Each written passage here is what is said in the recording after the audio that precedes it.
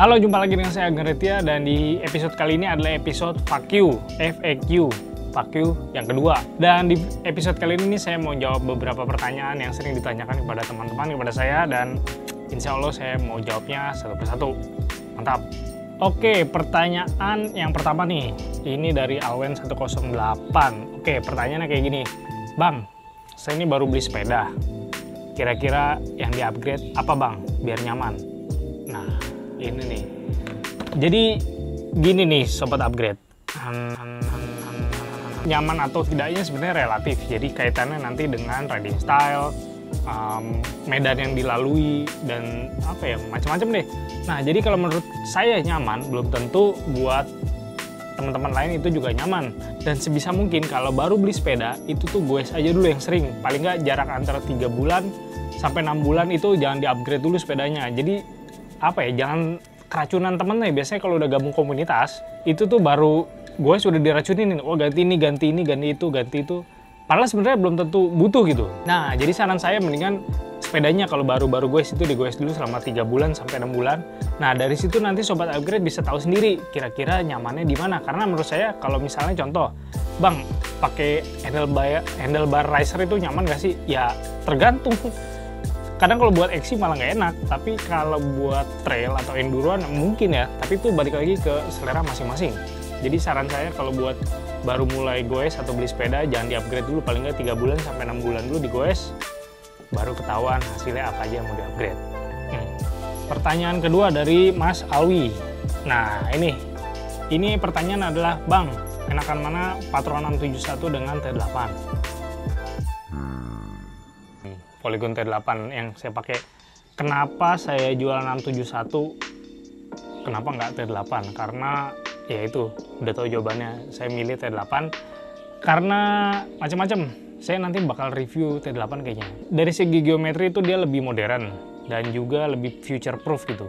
Dan untuk apa ya, beberapa komponennya itu memang ya karena lebih modern ya, dia jadi untuk situpnya juga udah tapered, geometrinya nih udah apa, enduro DNA lah. Dan sementara untuk Patron 671 itu ya kamu pernah lihat reviewnya kayak gitu tuh. Dan nanti mungkin saya bakal nge-review T8 saya. Doakan saya, Pak. Nah, ini pertanyaan selanjutnya, bang, saya mau ganti sprocket saya yang tadinya 1136 menjadi 1142, tapi speednya tetap. Bisa nggak? Jawabannya bisa. Yang perlu diganti apa aja? Nah, ini yang perlu diganti kalau misalnya speednya nggak nambah, mau upgrade sprocket, kemungkinan yang perlu diganti itu rantai aja. Jadi beli rantai yang misalnya 1142 tuh aman pakai rantai yang 10 speed. Walaupun apa ya, karena lebih panjang gitu untuk linknya, jadi bisa ganti itu. Untuk RD-nya kalau Alivio kayaknya support sampai 1142.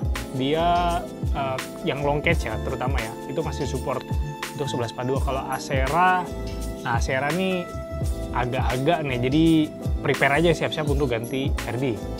Untuk shifter kayaknya nggak perlu ganti karena masih sama-sama 9 speed, jadi nggak perlu ganti, kecuali kamu mau upgrade dari 9 jadi 10 atau 11, itu gantinya sepaket.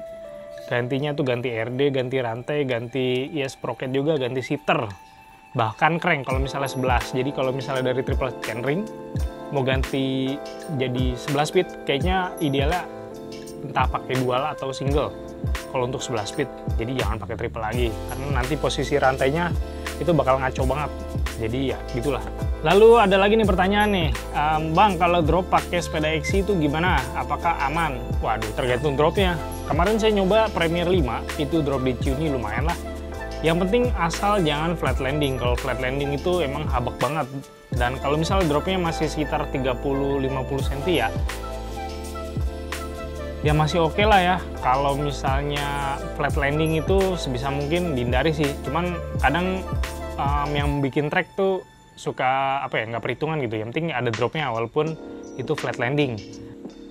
Lalu ada yang nanya lagi nih, bang, sepeda saya travel 140 dan kalau dipakai nanjak itu suka ngangkat ke belakang. Ya iyalah bro, kalau 140 sebenarnya memang tidak ditakdirkan untuk nanjak. Walaupun bisa, tapi ya bakal ngangkat. Karena kenapa? Karena kan kalau ibaratnya nih for kamu nih tinggi banget ya, otomatis kan berat badan kamu nih condongnya ke belakang. Nah, ketika nanjak ya itu bakal sering angkat. Mungkin teknik nanjaknya kali ya. Jadi sebisa mungkin nih posisi badan ini nunduk banget, hampir mau nyium handlebar. Jadi biar buat maintain posisi atau berat badan kamu nih tetap ke depan gitu. Dan sebisa mungkin juga tetap duduk. Kenapa gitu? Kalau misalnya sambil berdiri biasanya nanti traksinya tuh hilang gitu, karena nggak ada nekan di ban belakang, kecuali sepeda kamu full suspension agar lebih aman gitu. Nah ketika goes itu ya tetap gimana ya, tetap duduk tapi condong ke depan. Emang agak susah sih, karena memang kalau biasanya nanjak tuh sepedanya tuh stemnya yang panjang-panjang dan nukik gini nih minus, dan juga ya travel 80, 100 atau 120 lah baru bisa atau enak buat nanjak. Selanjutnya ada nih, Bang, kalau belusukan biasanya persiapan apa aja yang dibawa? Nah, ini sebenarnya relatif nih, tapi saya mau dari perspektif saya sendiri. Sebenarnya saya mau bikin video khusus tentang persiapan goes. Biasanya saya selalu bawa bike tool. Dan kalau bisa juga bawa ban dalam cadangan ya, karena itu penting banget. Pompa, entah pompa tangan atau gimana, dan kadang saya juga bawa pisau macam gini nih. Dan pisau semacam ini nih, pisau lipat useful banget ya, entah untuk motong-motong sesuatu atau untuk bela diri aja dari misalnya ada anjing atau gimana gitu, entahlah. Ini kadang saya bawa ada di tas. Botol minum juga. Lalu apa lagi ya yang esensial sih, kayaknya itu deh. Cuma itu aja sih kalau untuk belusukan yang nggak jago banget.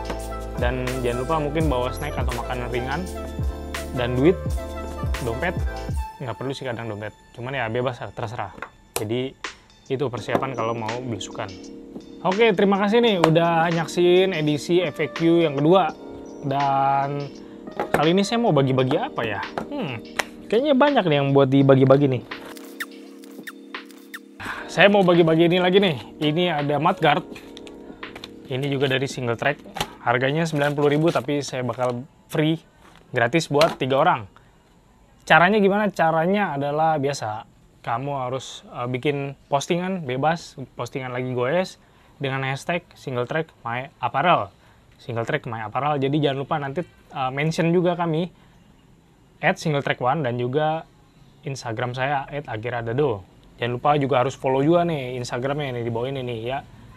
Jadi lumayan nih mudguard, bisa buat sepeda XC, DH, AM, you name it lah, terserah. Jadi ya gitu aja, terima kasih untuk FAQ kali ini. Sampai jumpa, jangan lupa like dan subscribe karena free. Lumayan. Sampai jumpa.